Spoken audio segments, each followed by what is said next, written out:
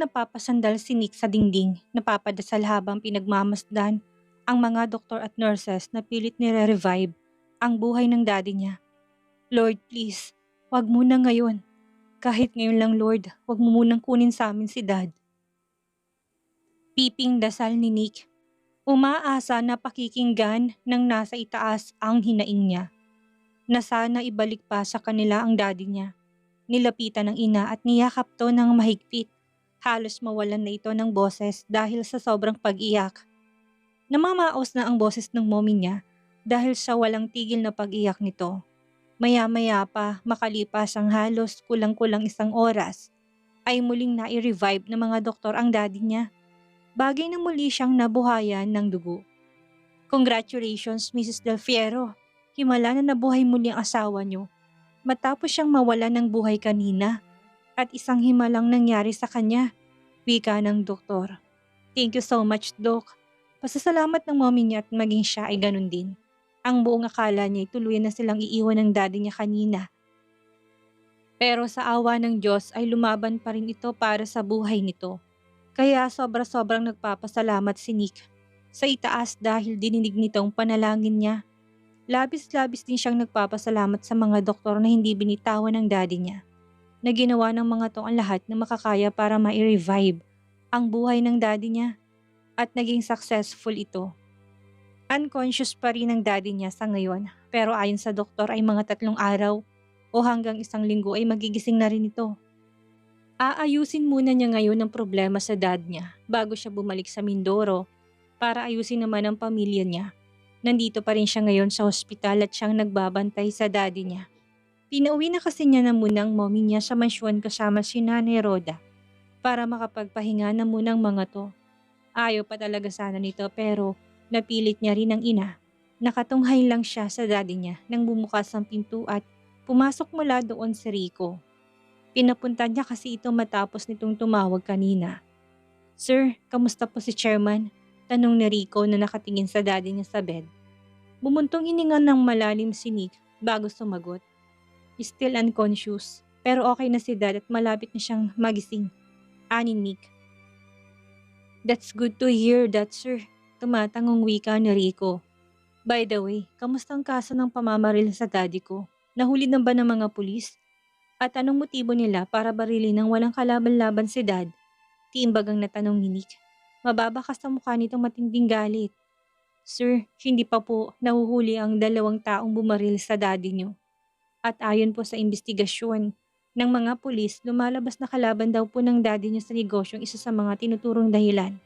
Sagot ni Rico, kaya napakunot ang noo niya. Unbelievable, he uttered in disbelief. He gritted his teeth in anger and clenching his fist. Hindi siya naniniwala na kalaban sa negosyong dahilan ng pamamaril sa daddy niya. Mabait ang daddy niya at wala siyang nababalitaan na may naging kaaway to noon at hanggang ngayon sa mundo ng negosyo. Magaling ng negosyante ang daddy niya na siya namana niya mula dito. Marunong din itong makisama sa ibang negosyante, lalo na sa mga kasosyo nito sa kumpanya. Kaya hindi niya lubos maisip kung sinong gustong pumatay dito. At kung kalaban man nila sa negosyong gustong pumatay sa daddy niya, ay tama lang ang ginawa niya na pigilan ng news sa pagbabalita sa nangyari. Mabuti na lang at sa tulong ng daddy ni Norman ay nagawa nilang pigilan ng lahat ng TV networks na mailabas to sa balita. Gusto niyang hindi malaman ng kalaban kung saan mang hospital dinala ang daddy niya at para na rin sa seguridad nila. Pero kahit na ganun ay kailangan pa rin nilang mag-ingat lalo na kung mapera rin ang kalaban. Kinuha niya ang cellphone at tinawagan ng PI niya. Sinabi niya dito ang impormasyong ibinalita sa kanya ni Rico. Pinabalik na rin muna niya sa kumpanya si Rico para magkaroon siya ng mga mata at tenga doon. Lalo na't hindi pa niya maiwan ang daddy niya dito sa ospital. Malaking tulong sana kapag nagising ng daddy niya dahil posibleng may alam ito sa nagtangka sa buhay nito. Kinabukasan ay dumating ulit ang mommy ni Nick sa ospital kasama si Nanay Roda. Mga bandang hapon. Medyo umaliwalas ng mukha ng mom niya kahit na mababakas pa rin ang lungkot dito. Anak, umuwi ka na muna at kami na rin ang bahalang magbantay dito sa daddy mo sa ospital. Wika ng mommy niya. Thank you mom, maliligo at magbibihis lang ako. Babalik din ako kagad. Saad niya sa ina. Akmang tatayo na si Nick na maramdaman niyang ginagap ng mommy niyang isang palad niya. Marahan yung pinisil ng ginang at malungkot na mga matang nakatitig sa kanya. Okay na anak, ligtas ng daddy mo, kaya puntahan mo ng pamilya mo ngayon at alam kong miss mo na sila. Ang tanging hiling ko palagi na sanang maayos at mabuo mo na muli ang pamilya mo. Alam ko na hindi madali anak, pero tulad ng palaging sinasabi ko sa'yo, huwag kang sumuko. Kung mahal mo pa si Mara, ipaglaban mo. Gawin mo lahat ng makakaya mo para sa pamilya mo. Wika ng mommy niya. Tumulong mga luha nito habang sinasabing mga katagang yun sa kanya. Ramdam marahil ng mommy niyang lahat ng hirap at lungkot na nararamdaman niya sa puso niya. Ang pangungulila niya sa mag-iina niya, ang pangarap niya na muli niyang mabuo ang pamilyang winasak niya. Hindi napigilan ni Nick ang pangingilid ng mga luha niya. Patong-patong na sakit at problema ngayon ang kinakaharap niya. Ang pamilya nila. Hindi ko pa kayo pwedeng iwanan dito, mom. Hindi pa nahuhuli ang gumawa nito kay dad. Hayop siya, kaya magbabayad siya sa batas. Hindi ako titigil hanggat hindi sila nahuhuli. Umiigting ang pangangatura ni Nick sa ina. Pagkatapos ng usapan nila ng mommy niya ay nagpaalam na muna siyang umalis sa ospital. Binilinan niya mga tauhan niya na magbantay ng maigi sa loob at labas ng ospital. Dahil hindi nila alam at baka nasa paligid lang ang taong kalaban nila. Dadaan na muna si Nick sa kumpanya niya bago siya uuwi sa bahay niya. Magkikita sila ngayon ng PI niya kaya doon na niya ito pinadiretso. Anong balita? Agarang tanong ni Nick kay Roland pagdating niya. Nasa loob sila ngayon ng opisina niya. May hawak siyang baso sa kamay na may lamang alak habang nakatayo sa harap ng glass wall window. Sir, based on my own investigation, napag-alaman ko na bago mangyaring pamamaril sa daddy niyo, ay meron tong nakausap na isang investor na nagngangalang Mr. Chan. Wika ng PI niya. Plano nito na mag-invest sa kumpanya niyo pero hindi pumayag ang daddy niyo. At base sa nasagap kong balita, ay marumi itong si Mr. Chan pagdating sa negosyo. Dagdag na kwento pa ng PI niya. Sumimsim ng alak si Nick at napatiimbagang na nagpalakad-lakad sa loob ng opisina niya. Kung marumi itong si Mr. Chan sa negosyo, marahil itong dahilan ng daddy niya para ayawan tong mag-invest sa kumpanya nila. Subalit bago pa lang niya narinig ang pangalan ni Mr. Chan na ito at hindi pa niya ito kilala, gabi na nang umalis si Nick sa kumpanya para umuwi sa bahay niya. Pagod na pagod ang puso't isip niya sa mga problema na kinakaharap niya ngayon. Iidlip na muna siya sa bahay niya bago siya babalik sa ospital. Pagpasok ni Nick sa sala ay bumungad sa kanyang katahimikan ng bahay. Muli na namang binalot ng lungkot ang puso niya. Subalit na agaw ang atensyon niya sa isang bagay na nakapatong sa ibabaw ng sofa. Nilapitan niya yon saka kinuha. Pink teddy bear, bulong niya sa sarili. Ito yung teddy bear na binigay niya sa anak niyang si Simon na doon sa Mindoro. Tanda niya ito dahil meron pa itong pangalan ng anak niya. Papaanong napunta ito dito sa bahay niya? Naguguluhang tanong ni Nick sa sarili. Kaunti lang naman ang ininom niyang alak kanina sa opisina at hindi naman siya lasing. Hindi rin to panaginip dahil totoong hawak niyang teddy bear ng anak niya. Kinuha niyang phone niya at sinubukang i-dial ang number ni Mara, pero nakapatay ito at hindi niya makontak. Naguguluhan na tinahak ni Nick ang hagdan at umakyat sa second floor ng bahay. Diretso na sana siya sa guest room nang mapatingin siya sa nakasarang pinto ng master's bedroom. Huminga na muna siya ng malalim bago napatingin sa hawak niyang teddy bear. Parang hinihila siya ng sariling mga paa na lumapit sa pinto ng master's bedroom at pumasok doon. Hindi na nga namalayan ni Nick na nasa harapan na siya ng pinto ng dating kwarto nila noon ni Mara. Hinawakan niya ang seradura ng pinto at pinihit yon pabukas para lang magulat siya sa nakita niya. Mara, nanlalaking mga mata na sambit ni Nick. Ilang beses niyang kinurap-kurap ang mga mata niya kung namamalikmata ba siya sa nakikita niya o hindi. Kinusot-kusot pa niya ito ng mga kamay niya dahil baka dala lang ito ng antok niya at pagod. Kaya kung ano-anong nakikita niya. Nick, dinig niyang tawag nito sa pangalan niya. Mara, sambit din niya sa pangalan ng asawa niya na ngayon ay nakangiting nakatitig sa kanya. Ngumiti ito sa kanya kaya hindi na napigilan pa ni Nick ang sarili niya at mabilis niyang niyakap ang babaeng nasa harapan niya. Mahigpit niyang niyakap si Mara. Yakap na nangungulila sa isang tao na mahal niya. Aray, Nick, ang higpit ng yakap mo, hindi ako makahinga. Dinig niyang reklamo ni Mara sa kanya. Kung hindi pa niya narinig na nagsalita si Mara, na naipit to sa sobrang pagkakayakap niya ay wala siyang planong bitawan ito. Mabilis na bumitaw si Nick mula sa pagkakayakap sa asawa niya. I'm sorry Mara, nadala lang ako. Sobrang namiss kasi kita. Aniya natitig na titig sa magandang mukha ng asawa niya. It's okay, Nick. Sagot nito, bakit hindi mo sinabi na pupunta pala kayo dito ng mga bata? E di sana na ipasundo ko kayo ng chopper. Wika niya habang isa-isang hinaplos ang ulo ng tatlong bata. Mahimbing na natutulog ang mga anak niya sa ibabaw ng malaking kama. Tumingin saglit si Mara sa kanya bago nito inilipat ang paningin sa mga anak na natutulog. Hinahanap ka nilang tatlo simula noong araw na hindi ka na pumupunta sa bahay. Sinabi ko na baka may ginagawa ka lang at nabisi ka. Pero hanggang sa sumunod na araw hindi ka pa rin nagpakita. Wika ni Mara. Napayuko siya sa narinig. Tama si Mara dahil yun ang araw na nakatanggap siya ng masamang balita tungkol sa daddy niya. Yun din ang araw na nagmamadali siyang makauwi ng Manila at hindi na nagawa pang magpaalam sa mag-iina niya.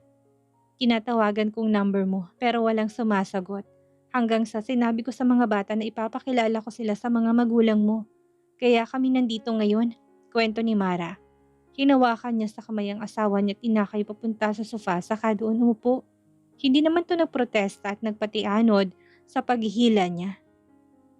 Mara, I'm sorry. Kung umalis ako nang hindi nagpapaalam, ani habang hawak-hawak ang malambot na kamay ni Mara. May nangyaring masama kasi kay Dad. Kaya, hindi niya natapos ang sasabihin ng magsalita kaagad si Mara. What? Anong nangyari kay Dad? Gulat na tanong nito, mababakas ang pag-alala para sa daddy niya. Humugot na muna ng malalim na hininga si Nick at muling nagsalita. Binaril si Dad ng walang kalaban-laban ng mga taong halangang kaluluwa. Umigting ang panganatura niya at muntik na siyang mawala sa amin ni Mom.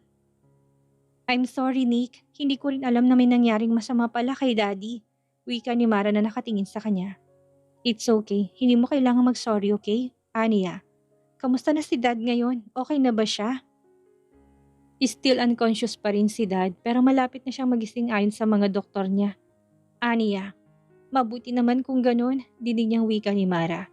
Hindi na muli nagsalita pa si Mara kaya sinandal ni Nick ang likod niya sa sofa. At dala ng pagod at antok ay naipikit niyang mga mata. Habang hindi binibitawan ng kamay ni Mara na hawak niya.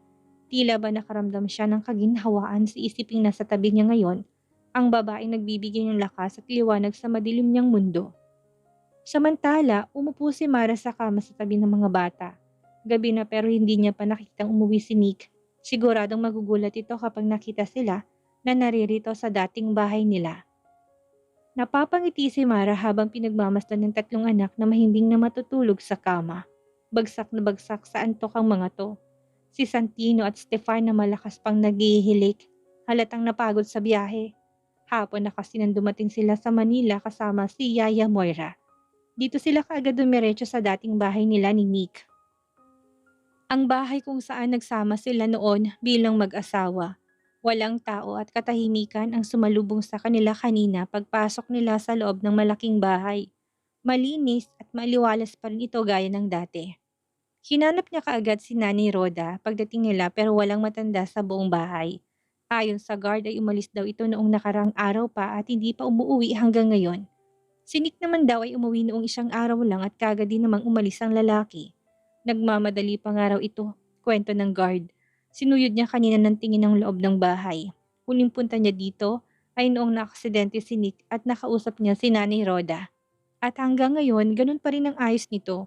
Simula nang umalis siya, iniwan na muna niya kaninang mga bata kay Yaya Moira sa baba at tinungo niyang second floor kung saan ang master's bedroom.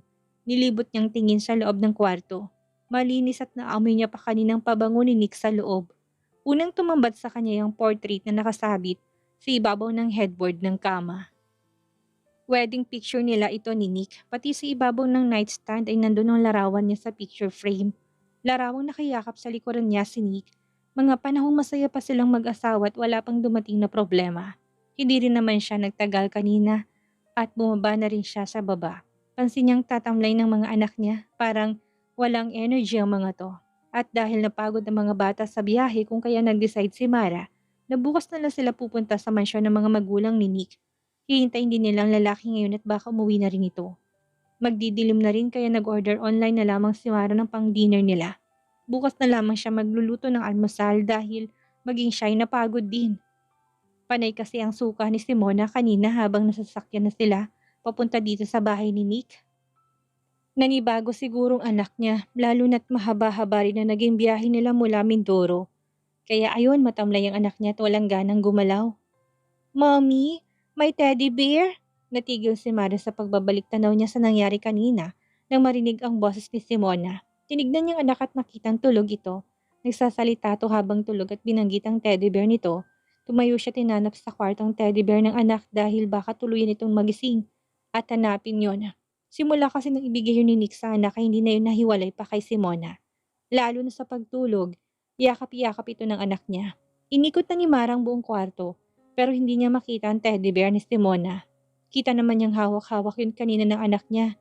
Hindi nga niya lang alam kung saan ito inilagay. Baka naiwan to ng anak niya sa ibaba kanina. Aniya sa isip.